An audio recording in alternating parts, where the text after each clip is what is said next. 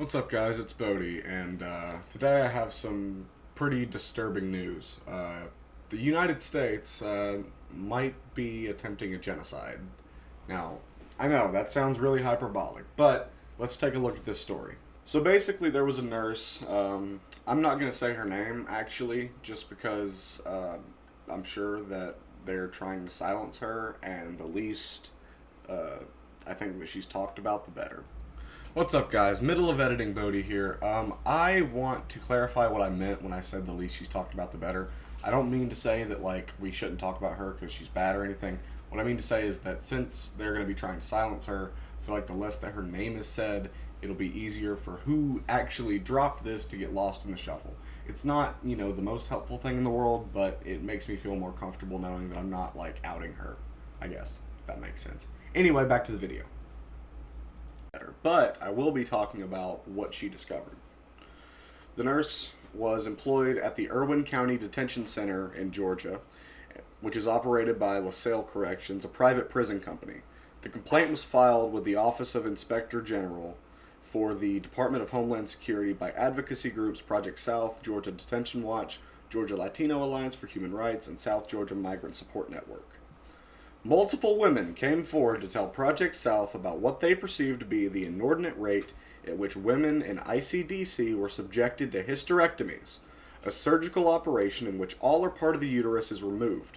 Additionally, many of the immigrant women who underwent the procedure were reportedly confused when asked to explain why they had the surgery, with one detainee likening their treatment to prisoners in concentration camps.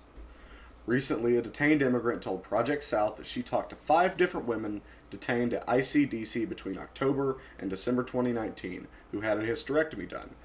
The complaint stated, when she talked to them about the surgery, the women reacted confused when explaining why they had one. The woman told Project South that it was as though the women were trying to tell themselves it was going to be okay. So, why do I call this genocide? Well, let's just go over to the International Criminal Court website and look at their definition of genocide.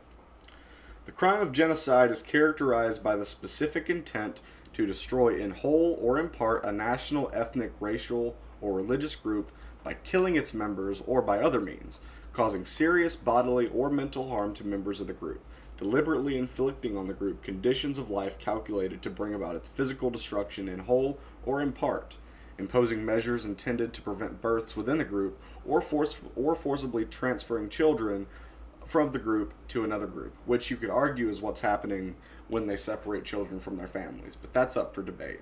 What isn't up for debate is this right here, imposing measures intended to prevent births from within the group. That is exactly what is being done in these detention centers by giving immigrant women unwanted and unwarranted uteral removals. Hysterectomies. I don't know why I said uteral removals. I'm not good at words. But this is just absolutely disgusting.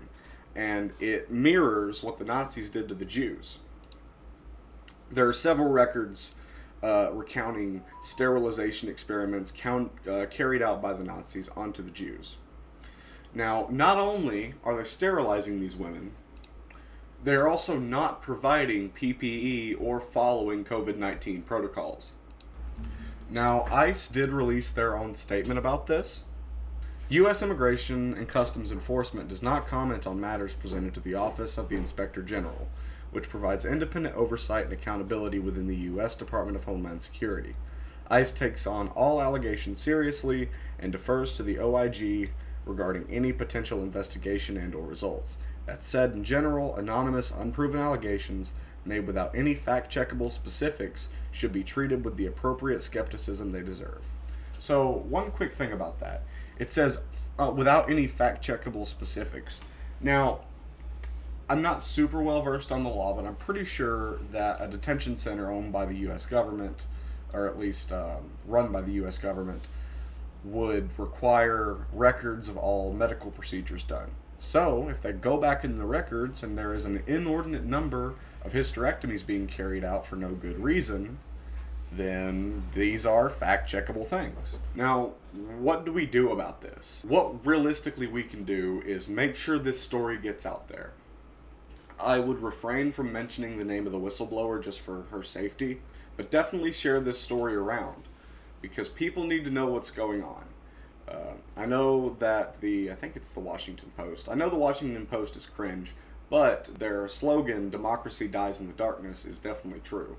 If information isn't shared around, this is going to keep happening and it's going to get worse. So share this with your friends. It doesn't have to be this video. This isn't a self-promo thing. If it is this video, phenomenal. But if not, just share whatever you can find about this. I'll have sources linked in the description below, so you can go check out the articles and the complaint itself. This is absolutely disgusting. I don't have a whole lot to say about it because, I mean, what can you really say about sterilization that hasn't already been said? It's not good unless somebody, wants it. And these women evidently didn't want it and didn't need it. So, spread this story around. If you'd like to, like, comment, subscribe to the channel, ring the bell if you want to get notified when I upload a video. I feel bad asking for subscribers in a video like this, but at the same time, as a growing channel, it's kind of something I have to do. Anyway, you guys stay safe. Peace.